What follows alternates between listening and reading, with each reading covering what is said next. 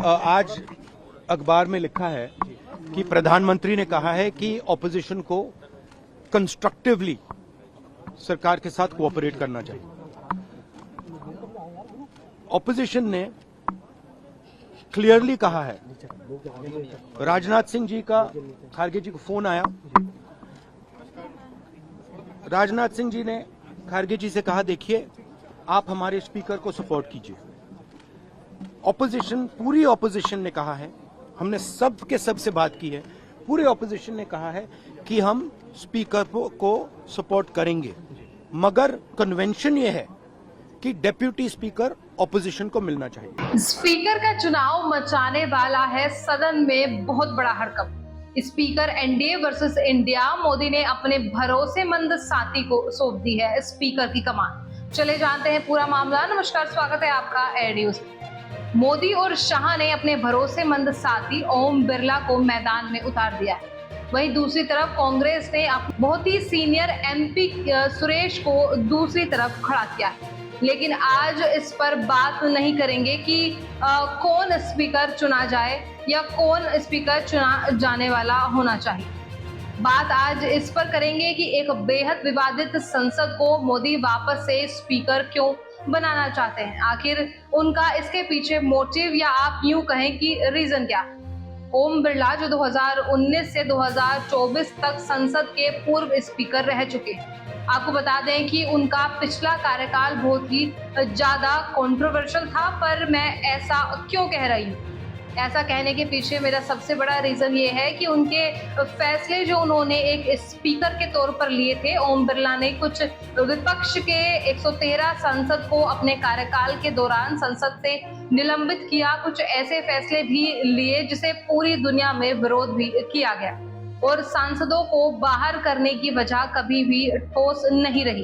1, 2 या फिर 10, 20 सांसद बाहर जाते तो एक वक्त के लिए समझ में आता, लेकिन अपने पूरे कार्यकाल में आज तक ऐसा किसी भी सांसद ने नहीं किया था जो इन्होंने किया। विपक्ष के कुल 113 सांसदों को सदन से ही बाहर कर दिया।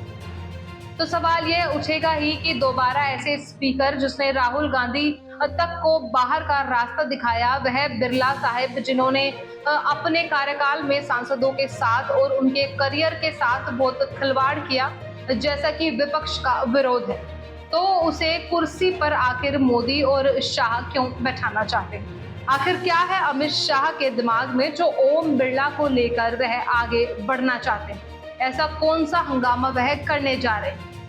आपको समझाते हुए यह बताना चाहूंगी कि चाहे लोकसभा हो या किसी भी प्रदेश की विधानसभा का स्पीकर एक तरह से डमी हो या जिसे अपने इशारों पर नचाया जा सके वैसा हो, या आप यूं कहें कि एक डमी रोबोट सा हो जिसे आप अपने रिमोट कंट्रोल से कंट्रोल कर सके, या आप सही शब्दों में यह कहें कि जिस स्पीकर को अपने रिमोट से सरकार को, विपक्ष को काबू कराना हो, तो एक तरह से आप यह भी कह सकते हैं कि फिर विपक्ष जिसे हमारी न्याय प्रणाली में किसी भी बिल को लाने में बहुत बड़ा योगदान होता है, कोई भी बिल आराम से पास हो सकेगा, कभी भी किसी भी विपक्ष के सांसदों को सदन से ही बाहर कर दिया जा सकेगा। अगर स्पीकर अपना है तो कुछ और भी अन्य फायदे हैं, जैसे कि चाहे कोई भी पार्टी हो उसको तोड़ा जा सकता है, उसे पार्टी को मर्ज कराया जा सकता है और असली पार्टी को नकली बनाया जा सकता है। या आप यूं भी कह सकते हैं कि जो आपने महाराष्ट्र में देखा कि किस तरीके से उद्धव ठाकरे से पार्टी छीनी गई और रातों रात वह एकनाथ शिंदे को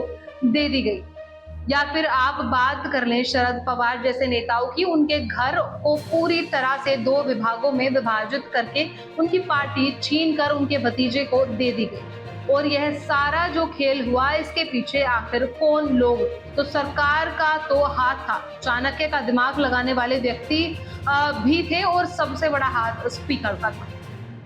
यानी अगर स्पीकर का रिमोट अगर सरकार के हाथ में है तो फिर आप समझो कि कुछ भी मुमकिन है, एनीथिंग इज पॉसिबल।